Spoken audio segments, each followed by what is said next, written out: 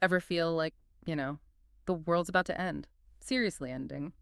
Yeah. Kind of get that vibe a lot these days, especially when you're talking about, the environment and everything. Right. It's like this constant doom and gloom. But what if, and this is a wild thought, what if all that doom and gloom is actually making things worse? Okay, now you've got me intrigued. Well, that's exactly what this book, Apocalypse Never, is tackling. You know, the one you shared. Oh yeah, Shellenberger's book, right? Yeah. Definitely made me think. He doesn't hold back. Not at all. He jumps right in saying a lot of this apocalypse talk, it's doing more harm than good. Yeah, and the thing is, he's not denying that we have environmental challenges. He just challenges us to look beyond the headlines, you know, analyze those dire predictions. Which he totally brings up, like societal collapse due to climate That's right, change, right? yeah. All that stuff. Exactly. But then he brings in the historical context. Like, take the Netherlands. They're practically underwater already, right? Right. And they've been dealing with it for centuries, adapting, finding solutions. Right. It's like we can figure things out without, panicking. Exactly. And that's his whole point. Human ingenuity can overcome a lot if we focus on it. But I have to admit, I was a little skeptical at first. Oh, yeah. What made you hesitant? Well, he tells this story, right, about taking his wife to the Congo, and his reasoning was basically, well, Ben Affleck's been there, so it can't be that bad. Wait, seriously? That was his logic? I know, right? Sounds a little out there. But you know what? It actually illustrates a bigger point he makes. We get so much of our information from media, which often paints a very skewed picture, especially of places we've never been. So true. It's easy to get caught up in a narrative, but then you realize you're basing your whole perspective on one source. Exactly. It's like judging a book by its cover, Right. or, in this case, a country by its news coverage. But he doesn't just breeze through the Congo. He actually spends time there, meets people like Bernadette. Bernadette, tell me more about her. She's a farmer dealing with really tangible environmental problems, deforestation, having to use wood fuel, all while trying to protect her crops. It highlights that sometimes the biggest threat isn't some future catastrophe, it's the day-to-day realities people are already facing. That's such a good point. It's about real people's lives, not just, abstract concepts. But he doesn't just hang out on farms, does he? He goes to Virunga Park, right, to see the gorillas. Right, this conservation area right in the middle of everything, and even there he finds fires. Fires. Seriously, in a protected area. I know. It really throws a wrench in that whole narrative of economic development automatically equaling environmental destruction. He argues that sometimes it's more complicated than that. Okay, so it's not just progress bad, nature good. There's more to it. Way more to it. He brings up the example of Greenpeace actually hindering some agricultural practices in Brazil, and it ended up causing more deforestation. Wow. See, that's the kind of stuff I never would have considered. It's like good intentions, but maybe not the best outcome. Exactly, and that's what makes this book so interesting. It challenges those easy assumptions. It really makes you rethink some things, like industrialization, for instance. Okay, yeah, that's one I was curious about because my first thought is factories, pollution, not exactly helping the environment. Right, that's the image we have.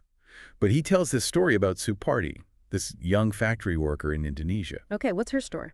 So she works in a factory, right? And it's tough work, but it's lifted her family out of poverty. And he contrasts her life with Bernadette's, the farmer in the Congo. Oh, right, yeah. I see where you're going with this. It challenges those assumptions about industrialization being automatically bad, especially for developing nations. Because it's not just about the factories themselves, it's about the bigger picture of what life was like before, right? Exactly. And often, those pre-industrial societies were actually harsher on the environment. That's wild when you really think about it. Right. It's about progress, but doing it smarter.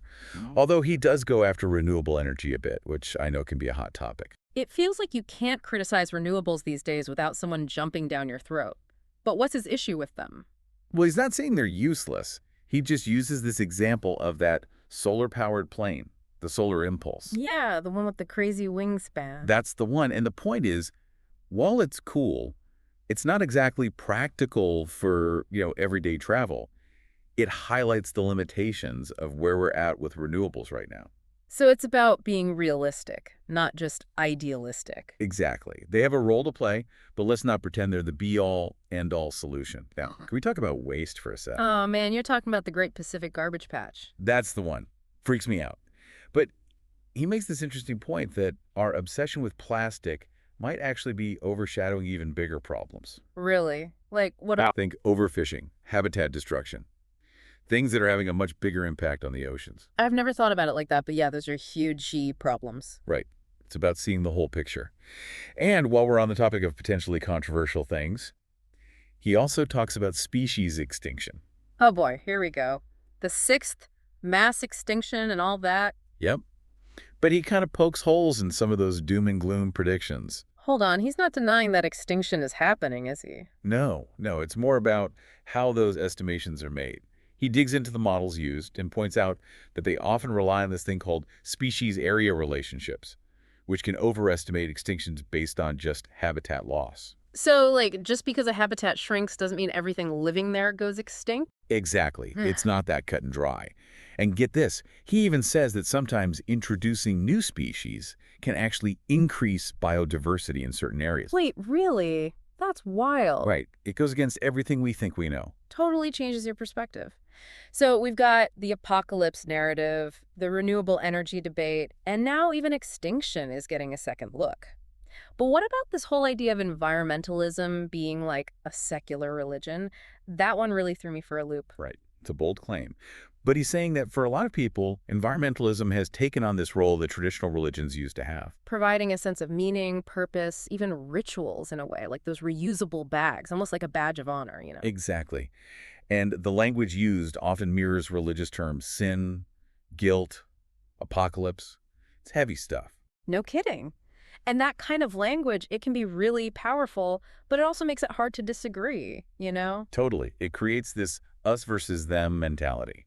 And that's what he's saying can be counterproductive. So how do we get past that? He's big on dialogue, actually listening to different perspectives, even if you don't agree with them, and not relying solely on fear as a motivator. Easier said than done sometimes. Oh, for sure. But he criticizes groups like Extinction Rebellion for that very reason. Yeah. She says their tactics, while maybe well-intentioned, can alienate people who might otherwise be on board. Interesting. So it's about finding that balance between urgency and, not scaring everyone off. Exactly. Now, switching gears a bit, how often do you think about developing nations when you think about environmentalism? Honestly, not as much as I probably should. It feels like a whole other conversation. And he addresses that head on. He says access to modern energy is crucial for improving lives, especially in developing nations. Okay, but doesn't that contribute to, the whole climate change issue? More energy, more emissions, all that. That's the assumption, right? Yeah. But he pushes back on this idea that developing nations should just skip over fossil fuels and go straight to renewables. Which, let's be honest, has always felt a bit unrealistic to me. Right. Like we got to pollute our way to progress, but they can't. Exactly. It's a bit hypocritical, isn't it? Totally. But he's not saying we should just abandon them to their fate. It's about supporting them, finding ways to help them transition to cleaner energy, but in a way that's actually doable. Okay, so it's more nuanced than just saying no more fossil fuels. Yeah. We need to consider where they're at, what's actually feasible. It's exactly. Speaking of nuanced, he tackles climate change denial too. Oh boy, that's a whole other can of worms. Right. But true to form, he doesn't just pick a side. He acknowledges that there are legitimate debates about the science. Not saying we should ignore it, but we should be able to discuss it openly. So less about shutting down conversation, more about understanding where everyone's coming from. Exactly. He even criticizes people who try to silence dissenting voices, saying it's counterproductive. It's like, if you're so sure you're right, why not have the conversation? Right. And here's the kicker. He points out that some of the biggest proponents of climate action actually support policies that increase emissions. Seriously, how does that even happen? He uses the example of Germany. They've invested tons in renewables, but still rely heavily on coal. Wow. That's comparison.